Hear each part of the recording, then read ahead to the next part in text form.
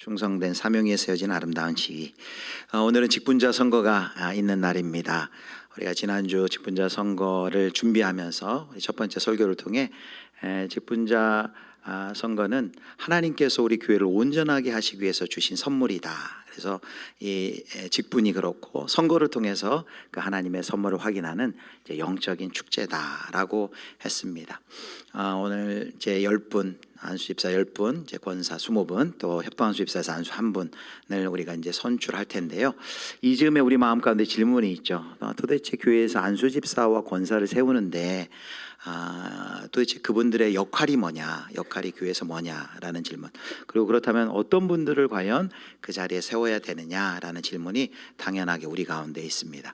이제 오늘 본문이 바로 그 질문에 대한 답, 성경의 기준을 보여주는 본문입니다. 디모데전서 3장 8절에서 13절에 보면 이제 집사의 역할에 대해서 나옵니다. 그런데 우리가 오늘 또 권사의 역할도 살펴봐야 되잖아요. 그런데 성경에는 권사라는 단어가 없습니다. 그러니까 권사의 자격에 대한 직접적인 언급은 성경에는 없습니다. 그러나 우리 장로교 전통에서는 이 권사를 안수집사와 동일한 교회를 섬기는 중요한 직분으로 세웠습니다. 그래서 여기 이 디모데전서 3장 8절에서 13절의 말씀을 권사에게도 동일하게 준용해서 우리가 해석해도 될 것 같습니다. 우리가 먼저 본문으로 들어가기 전에 두 가지 먼저 오해를 우리가 방지해야 됩니다. 첫 번째는 이것입니다. 두 가지 우리가 조심해야 되는 첫 번째를 같이 읽어볼까요? 하나님은 완전한 사람을 찾고 계시는 것이 아니다. 우리가 기억해야 되는데 하나님이 완전한 사람을 찾고 있다는 오해를 가지면 안 됩니다. 오늘 본문 이제 쭉 살펴보겠지만 이런 기준들을 얘기할 때 이거 이런 사람이 있을까라는 질문이 생길 수 있는데 하나님은 완전한 사람을 찾는 것이 아니라 성숙을 향해 나아가는 사람, 성숙을 향해 한 걸음 한 걸음 발걸음을 떼고 있는 사람을 찾고 있는다라는 것입니다. 그래서 이 이제 설교를 들으면서 어떤 평가표, 점수판을 하나 받아든 것처럼 그렇게 생각해서는 결코 안 됩니다. 하나님의 눈으로 또 하나님의 마음은 어떤 분들을 세우길 원하시는가, 바로 그것을 분별하는 시간이 되어야 되겠습니다. 두 번째 또 중요한 우리가 마음에 새겨야 될 것이 있는데요. 두 번째 같이 읽겠습니다. 직분자의 자격은 우리 모두가 닮아가야 할 성숙의 모습이다. 직분자의 자격은 비단 후보에게만 해당하는 그런 모습이 아닙니다. 결국 여기에 나와 있는 이 모든 것들이 우리 교회 공동체가 궁극적으로 지향해야 할 우리의 성숙의 모습, 성숙의 방향인 것입니다. 이 말씀은 교회가 어떤 공동체여야 하는지, 그리고 그 공동체 속에서 우리 성도들은 어떤 모습으로 살아가야 하는지를 잘 나타내 보여주는 말씀입니다. 그래서 우리가 물론 이제 후보자를 세워야 하니까 후보자를 향해 시선을 향해야 돼. 우리의 먼저 시선은 나 자신을 향해 있어야 됩니다. 이것을 말씀을 들으면서 자신도 돌아보면서 나도 이런 사람이 되어야겠다라는 마음으로 우리가 이 설교를 들었으면 좋겠습니다. 저를 한번 따라해 주시겠습니까? 나도 이런 사람이 되어야겠습니다. 네, 바로 그 마음 가지고 나도 이런 사람이 되어야겠다. 하나님이 원하시는 그런 성숙의 모습, 성숙의 방향으로 받으시고 말씀을 들으시면 좋겠습니다. 자, 첫 번째는 우리가 이제 안수집사와 권사의 이제 역할을 살펴보려고 합니다. 도대체 이제 교회는 서리집사도 있는데 왜 굳이 또 안수집사를 세우는가? 또 권사의 역할은 뭔가를 살펴보는 거죠. 우리 교회의 서리집사님들이 한 300분이 넘어요. 서리집사는 매년 당회가 이제 1년에 한 차례씩 매년 임명을 합니다.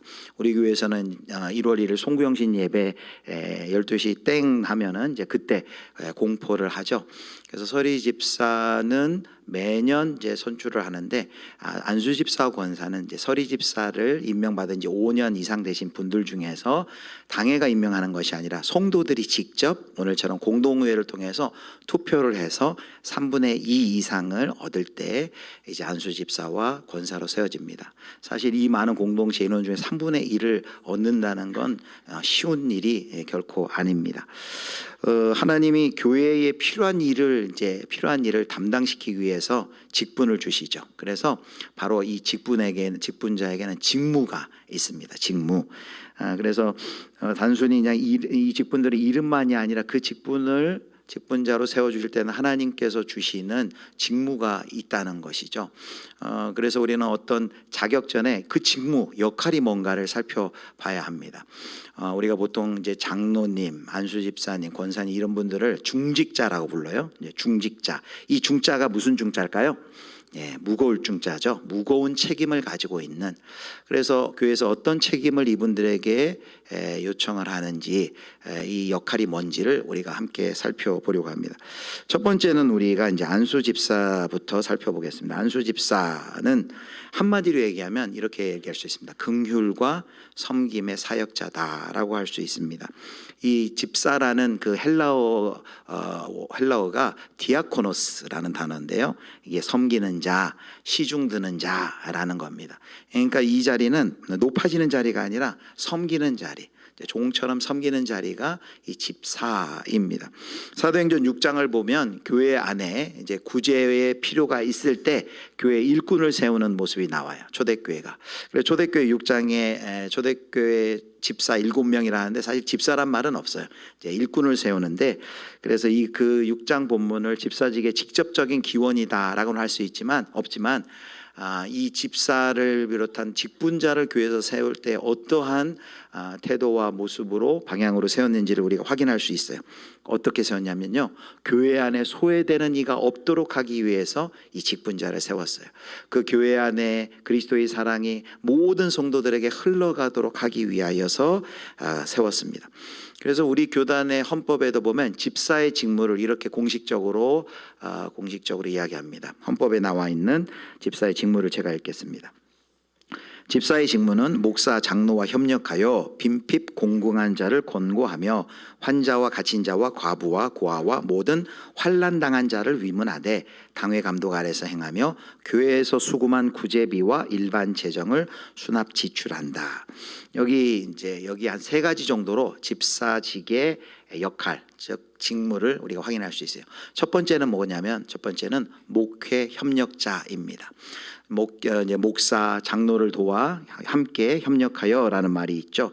그래서 목사, 장로와 함께 교회의 여러 가지 사역의 현장에서 실제로 그것을 하는 분들이죠. 그래서 예배, 또 봉사, 선교, 나눔, 구제, 또 재정, 교육 등 여러 교회의 영역별로 그 영역에 직접적으로 손과 발이 되어서 그 사역을 감당하는 분들이 이 안수 집사입니다. 특별히 우리 교회는 이제 6개 위원회가 있어요. 예배위원회, 선교위원회, 이웃사랑위원회, 재정위원회, 관리위원회, 그리고 또 하나가 예배, 교육, 재정, 선교, 관리, 이웃사랑, 이 6개인데 우리 교회는 이 위원장을 안수집사와 권사님들이 합니다. 다른 교회는 보면 이제 장로님들이 되게 위원장을 하는데 우리는 장로님들은 이제 초원직으로 목양에 집중을 하고, 그리고 이 위원장 일은 안수집사 권사님들이 이 일을 합니다. 한 분은 재정위원장은 이제 장로님 하고 계신데요. 그래서 이제 실제적으로 교회의 아주 중요한 위원장을 맡고 중요한 일들을 사역 현장에서 목사와 장로와 함께 이제 목회를 해 나가는 분들이 목회 협력자가 바로 안수집사입니다. 두 번째는 그 교단 헌법에도 나와 있지만 모든 환난 당한 자를 돌보는 자다라고 할 수 있습니다.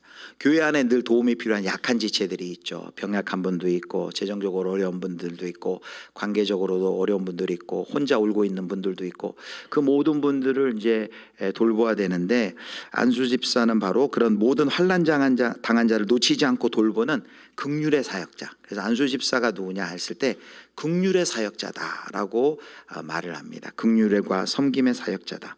우리 교회도 이제 이웃사랑위원회에서 여러 구제사역, 긍휼사역을 하지만 이웃사랑회뿐만 아니라 모든 우리 집사님들이 이 일에 이제 관심을 가지고 이 일을 이제 하는 것이죠. 세 번째는 헌법에도 보면 명시를 이렇게 냈습니다. 재정을 뭐다 했냐면은 교회에서 수금한 구제비와 일반 재정을 수납 지출한다. 그래서 재정을 담당하는 분들이 안수 집사님들입니다. 재정부에서 이제 일을 많이 하시죠. 그래서 교회의 재정은 단순한 숫자가 아니라 성도들의 땀과 수고와 헌신과 눈물 아니에요. 그 예물인데 그것을 잘 관리하는 역할을 이 안수 집사님들이 합니다. 당의 감독 아래 정직하고 투명하게 또 잘 그것을 사용할 수 있도록 그래서 공동체의 공동체의 신뢰를 세우는 사람입니다. 종합할 때 이제 안수 집사님들이 누구냐? 이제 교회의 그 사랑이 성도들의 곳곳에 끝까지 그냥 추상으로 사랑이 멈추는 것이 아니라 실제적으로 그 사랑이 흘러가도록 실제가 되게 하는 사람이다라고 할 수 있습니다. 두 번째는 이제 권사입니다. 권사의 직할, 직무, 역할. 권사님들은 이렇게 얘기할 수 있어요. 공동체를 세우는, 품는 어머니, 영적인 어머니다라고 할 수 있습니다. 우리 장로교회의 그 전통에서 권사 제도를 세울 때 권사를 이제 영적 교회 안의 지도자로 세웠습니다. 그래서 역시 총회헌법에 권사의 직무를 이렇게 설명을 해요. 제가 읽겠습니다. 권사는 당의 지도 아래 교인을 방문하되 병 환자와 환난을 당하는 자와 특히 믿음이 연약한 교인들을 돌보아 권면하는 자로 재직의 회원이 된다라고 했어요. 공동체를 품는 영적인 어머니가 돼야 되는데 그럼 어떤 어머니가 돼야 될까요? 권사의 중요한 역할이 있습니다. 사명이 있습니다. 첫 번째는 기도의 어머니가 되는 것입니다. 기도의 어머니. 권사는 기도의 파수꾼들입니다. 교회의 영적 온도를 지키는 분들이 권사님들이에요. 교회가 기도가 약해지거나 기도가 허물어지면 교회 가운데 위기가 찾아옵니다. 그러나 보이지 않는 곳에서 기도하며 기도의 엔진을 늘 가동하는 권사님들이 있다면 교회가 다시금 새롭게 일어날 수 있는 것이죠. 그래서 우리 교회도 기도의 어머니들이 많이 있었습니다. 제가 부임해서 그 얘기를 많이 들었어요. 여기 101호 예전에서 주무시면서 철회하는 권사님들도 많았고 우리 기도의 어머님들이 눈에 보이지 않는 곳에서 늘 우리 교회를 위하여서 또 나라 민족을 위해서 기도하는 기도의 어머님들이 계시죠. 바로 그 기도의 자리가 엔진, 교회 엔진실이죠. 엔진이 꺼지면 교회라는 배가 항해할 수 없죠. 지금도 교회의 기도사역팀에 100명이 기도를 하고 있는데 거기에 많은 권사님들이 또 그 안에 들어와서 함께 기도하고 있습니다. 권사님들의 첫 번째 역할은 모든 성도가 기도해야 되지만 기도의 어머니가 되는 것입니다. 그래서 이번에 이미 선출되신 우리 권사님들 또 이번에 선출된 우리 권사님들이 우리 첫 번째로 이 기도의 어머니의 사명을 잘 감당해 주시기를 주님의 이름으로 축원합니다. 첫 번째가 영적 어머니, 기도의 어머니라면 두 번째는 바로 돌봄의 어머니다라고 할 수 있습니다. 돌봄.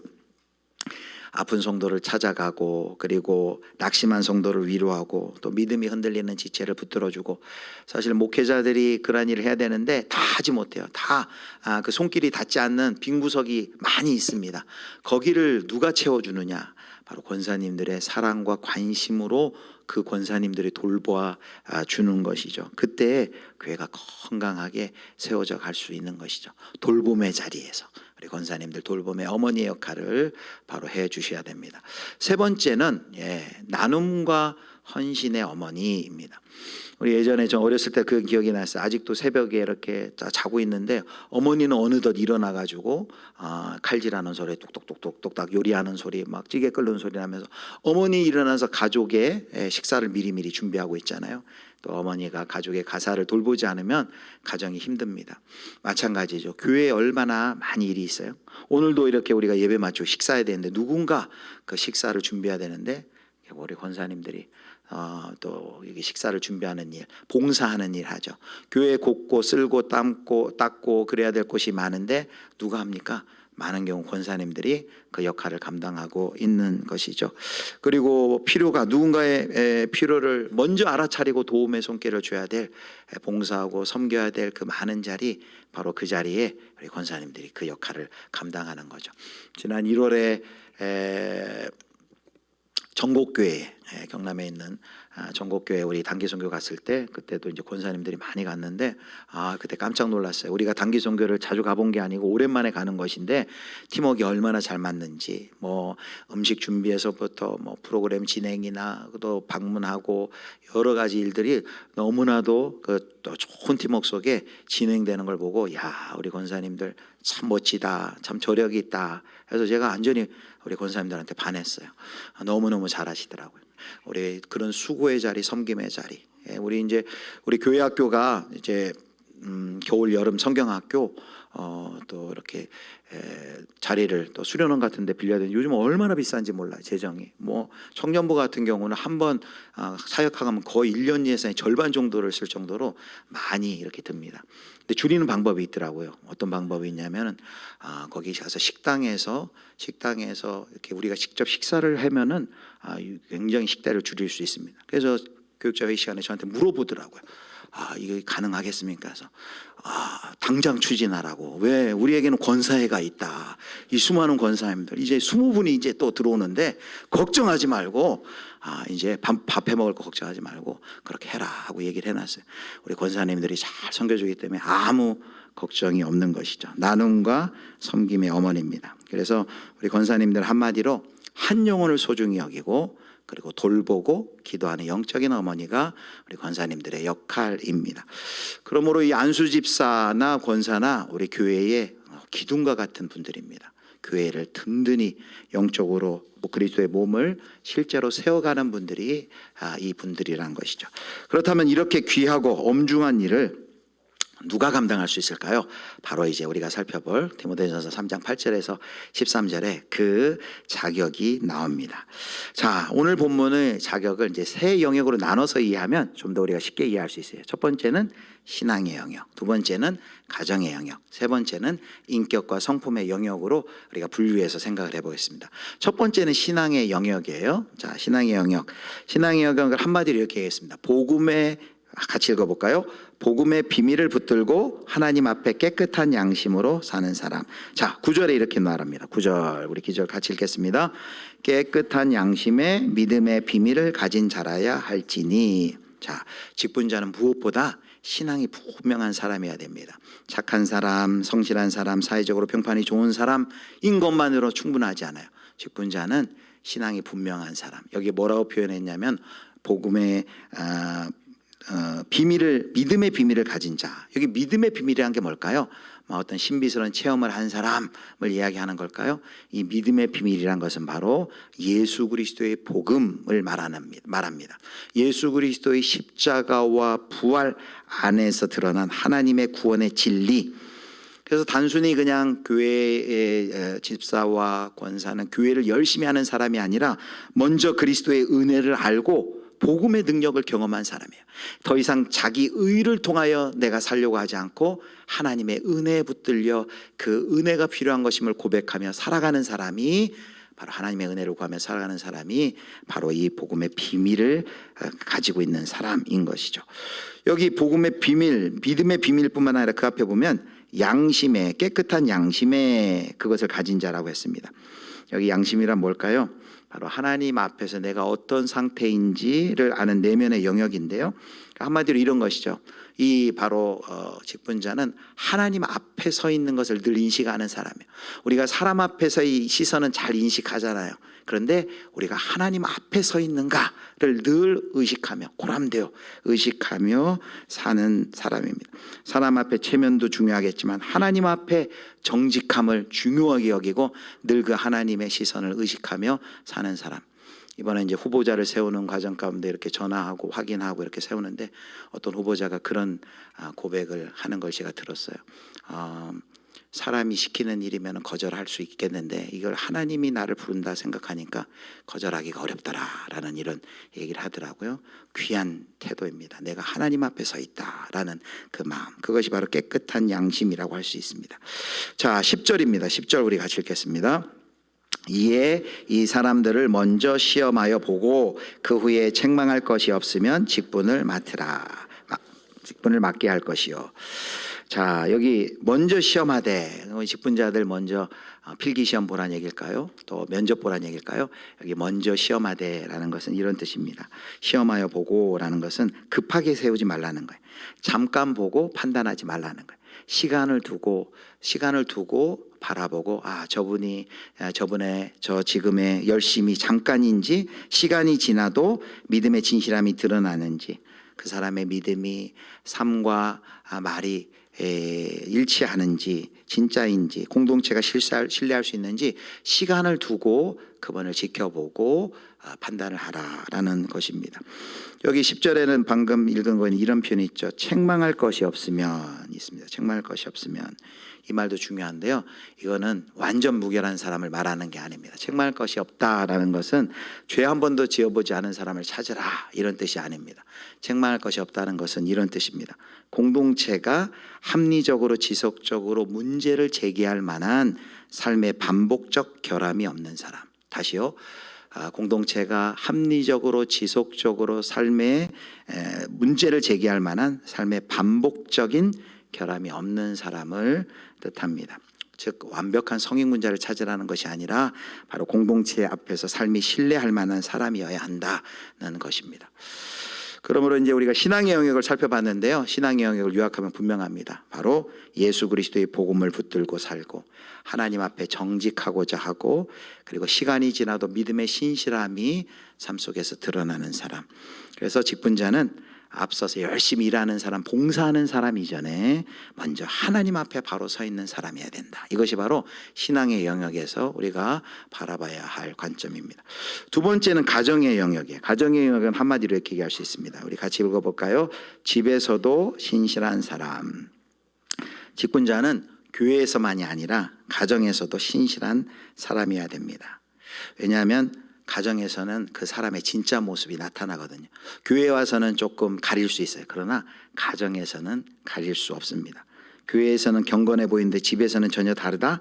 그렇다면 아직 직분을 맡길 만큼 삶이 통합되지 않은 것입니다.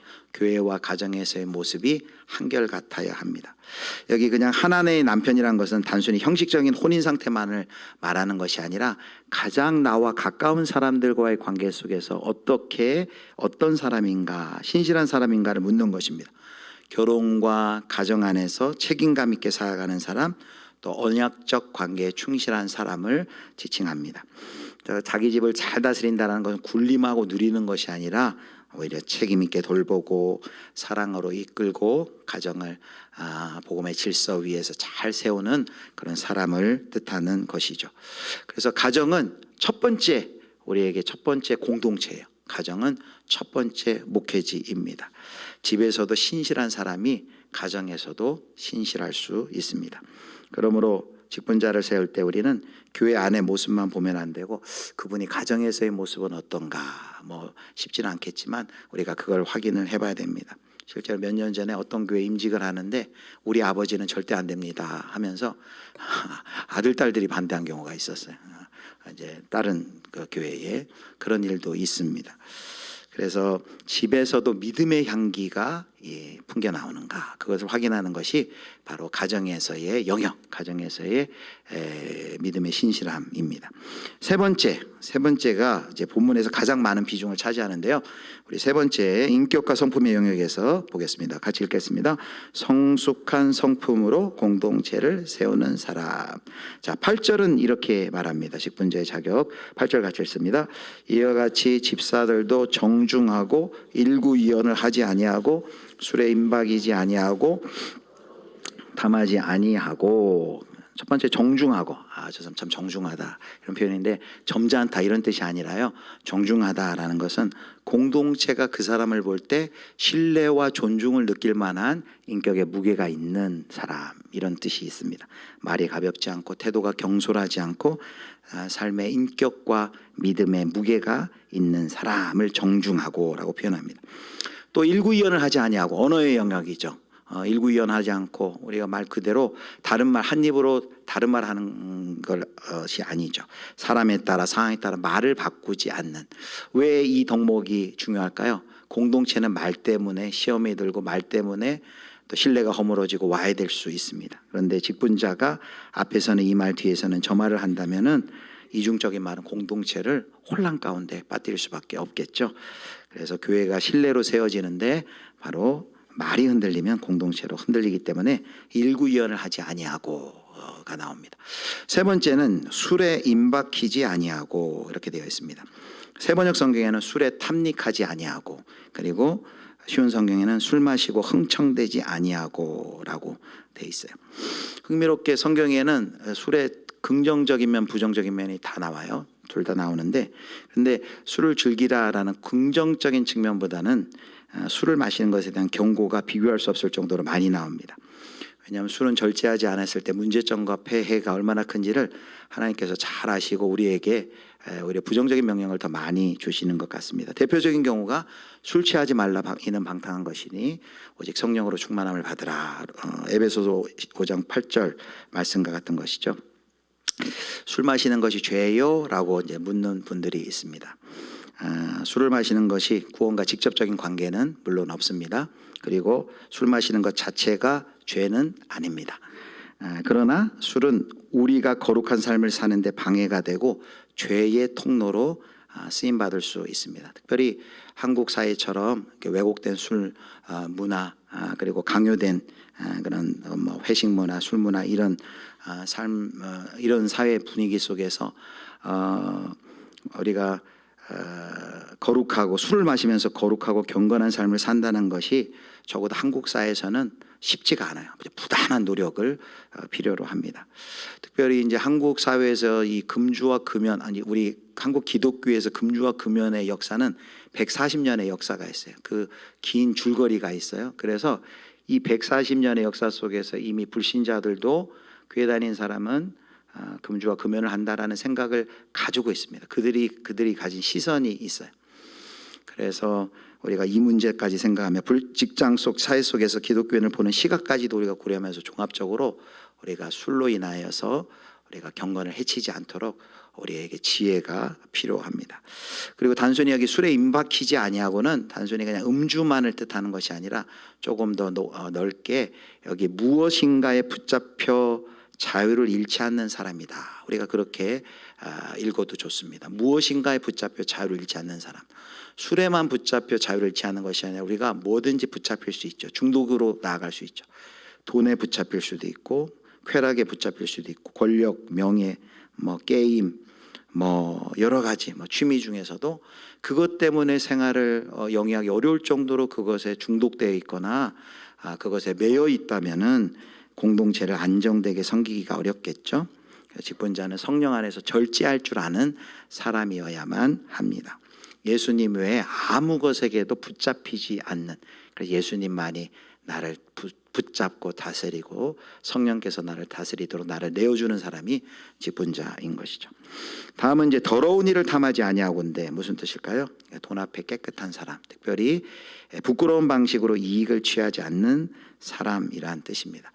특별히 집사의 역할 중에 아까 재정을 담당한다라고 했기 때문에 사도 바울이 이 부분을 강조하고 있습니다. 재정과 구애에 실제적으로 재정을 이제 집행하고 관리하는 역할을 집사가 하기 때문에 이 돈을 자기 욕심과 연결시키면 안 되기 때문에 바로 더러운 일을 탐하지 아니하고라는 이 덕목이 있는 것이죠. 자, 이제 11절도 중요해요. 우리 11절을 같이 읽겠습니다. 우리 11절 같이 읽습니다. 여자들도 이와 같이 정숙하고 포함하지 아니하며 절제하며 모든 일에 충성된 자라야 할지니라. 여기 이제 여자들이 집사의 아내들인지 아니면 여자 집사를 의미하는지 해석이 나뉩니다. 근데 문법적으로는 둘 다 해석이 가능합니다. 여기서 이제 더 본문이 분명하게 보여주는 것은 바울이 교회의 공적 섬김에 참여하는 여성의 그 성품 또 신실성을 역시 매우 중요하게 생각한다. 그래서 우리가 이미 이 디모데전서 3장 8절에서 13절을 권사의 자격에도 준용해서 적용하고 있지만은 이 11절의 이 원리가 충분히 또 권사의 자격이라고 할 수 있어요. 자, 그래서 11절 잠깐 보면은 정숙하고는 아까 우리가 살펴본 정중하고와 똑같은 단어인데 한글을 다르게 번역한 거예요. 아까 정중하고가 뭐라 그랬습니까? 점잖고, 그것이 아니라 바로 공동체의 존중을 자아내는 어떤 인격의 무게를 가진 사람이란 뜻이고, 또 무엄하지 아니하며 아까 일구이언 나와 있잖아요. 언어적인 것이죠. 남을 비방하거나 공경에 빠뜨리는 것, 이것은 신뢰를 무너뜨리는 말의 습관, 바로 언어적인 측면을 또 이야기하고, 또 절제하며라는 것은 아까도 그 앞에도 술에 임박히지 아니하고가 똑같죠. 우리의 욕망에 이끌리지 아니하는, 하나님께 사로잡힌, 그래서 자기를 잘 다스리는 사람이란 뜻이고요. 모든 일에 충성된 자는 그런 것은 어떤 한 부분만 반짝이는 것이 아니라 삶 전체 가운데 또 하나님의 통치를 받는 신실한 사람이라는 뜻이 있습니다. 그래서 인품과 성품의 영역을 세 번째 정리하면 그렇습니다. 두말을 하지 않고 언어적으로 욕망에 끌려다니지 않는 사람, 돈 앞에 깨끗한 사람, 또 공동체를 흔드는 것이 아니라 공동체를 바르게 세워가는 사람이 바로 이 신앙의 이 인품과 성품의 영역입니다. 잠깐 한번 요약해 볼까요? 첫 번째, 우리가 신앙의 영역은 뭡니까? 같이 읽습니다. 복음의 비밀을 붙잡고 하나님 앞에 깨끗한 양심으로 사는 사람. 두 번째, 가정의 영역에서는 집에서도 신실한 사람. 세 번째, 인품과 성품의 영역에서는 성숙한 성품으로 공동체를 세우는 사람이다. 우리가 처음에 시작하면서도 얘기했죠. 벌써 모든 여러분 설교된 얼굴빛이 지금 굉장히 어두워지고 있어요. 이런 사람 누가 있을까? 우리가 이 방향을 향해 나아가야 되는 거예요. 완벽한 사람 없겠죠. 완전 무결한 사람 없겠죠. 그러나 분명하게 하나님이 성숙의 방향을 제시해 줬습니다. 그리고 13절은 자격이 아니라 축복이에요. 이렇게 직분을 잘 감당하면 하나님이 주시는 축복이 두 개가 나와요. 자, 13절 보겠습니다. 13절 같이 읽겠습니다. 집사의 직분을 잘한 자들은 아름다운 지위와 그리스도 예수 안에 있는 믿음의 큰 담력을 얻느니라. 첫 번째, 집사의 직분, 권사의 직분, 직분을 잘 감당하면 첫 번째 아름다운 지위를 얻는다라고 말해요. 아름다운 지위가 뭘까요? 아름다운 지위란 것은 막 승진한다, 높은 자리에 올라간다 그런 뜻이 아니라 하나님 앞에, 공동체 앞에 신뢰받는 자리, 아름답게 인정받는 자리라는 거예요. 우리도 그러잖아요. 우리 주변에 잘 이렇게 섬기고 또 봉사하고 이런 장로님, 안수집사님, 권사님들 볼 때 우리 마음 가운데 마음속 기쁜 곳에서 존경의 마음, 사랑의 마음, 감사의 마음이 나오잖아요. 야, 나도 저 장로님처럼 저렇게 멋지게 섬기고 싶다. 저 권사님처럼 저렇게 신앙생활을 하고 싶다. 저 안수집사님 보여주는 모범을 나도 따르고 싶다라는 벌써 그런 인정을 받는 자리가, 신뢰를 받는 자리가 아름다운 지위를 얻는 것이죠. 또 하나 뒤에 뭐가 있냐면은 그리스도 예수 안에 있는 믿음에 뭘 얻는데요? 큰 담력을 얻는다. 큰 담력을 얻는다. 섬길수록 믿음이 더 깊어진다는 거, 믿음이 더 견고해진다는 거, 담대해진다라는 것입니다. 우리가 섬기는 자리는 눈에 잘 띄지 않는 자리도 있어요. 사람들이 인정해 주지 않는 자리도 있어요. 내 시간을 또 내 물질을 희생해야 되는 자리도 있어요. 그런데 그게 다 손해보는 자리인 것 같고 일하는 자리, 봉사하는 자리, 시간을 써야 하는 자리인 것 같은데 하나님이 주시는 복이 뭐냐면 그 봉사와 섬김, 그 직분을 잘 감당하면 큰 믿음의 담력을 얻는다. 믿음이 자라간다. 믿음이 견고해진다. 믿음의 확신을 가지게 된다는 거예요. 여러분, 결국 우리의 삶에 하나님 우리를 향하신 목적은 우리의 성숙이거든요. 예수님 닮아가도록. 그런데 하나님이 하시는 일은 이 직분을 잘 섬기는 그 시간과 과정을 통해서 우리를 이렇게 믿음이 담대해지고 이렇게 견고해지고 성숙시켜가는 은혜를, 그 복을 하나님께서 주시겠다라고 말합니다. 그러므로 직분은 또 뽑아서 일시키려 하네, 이게 아니라 짐만 지는 자리가 아니라 직분은 사람을 더 깊은 믿음으로 빚어가는 자리인 것을 우리 성도 여러분 꼭 기억하시기를 축복합니다. 말씀을 맺겠습니다. 오늘 우리가 직분자의 역할과 우리 자격에 대해서 살펴봤어요. 여기 직분자의 역할에서 안수집사는 바로 긍휼과 섬김의 사역자다. 그리고 권사는 공동체를 품는 영적인 어머니다. 둘 다 공동체의 기둥과 같다라고 했어요. 누가 이렇게 이 자리에 설 수 있어요? 세 가지 영역에 살펴봤죠.